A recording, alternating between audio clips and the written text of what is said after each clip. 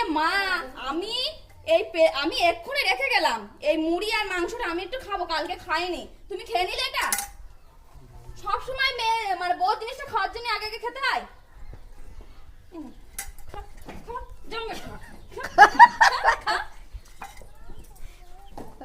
ওর মাথা লাগলো না? তুই আমার ছেলেটার খাওয়াও কি দেখতে পাস না? না পারি না।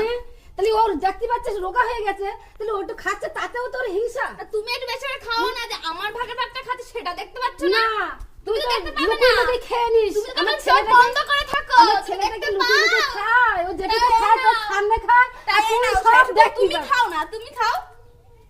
তোমার খাইয়ে দিই, তোমার ছেলের জিনিস এত তোমার পুড়ছে, আমার খাওয়াটা খেয়ে নিচ্ছে, একবার তো বলতে পারলি না, ছেলেকে বললে না তো একবার? না, বলবো না। বৌমা জিনিস সাথে খেলি কেন? তুই সবসময় লুকিয়ে লুকিয়ে খাস কি আমাকে ছেলে খায়? হ্যাঁ, তুমি তো দেখো লুকিয়ে লুকিয়ে, তুমি তোমার ঘরে গিয়ে দিয়ে আসতে লুকিয়ে তাহলে আমার লুকিয়ে খাও। ছেলেটা কাজে যায়, তুই কখন খাওয়া দেখিস বল? তাই এই তো আমি এখন রেখে গেলাম, তাহলে আমার জন্য একটু রাখা উচিত ছিল না? না।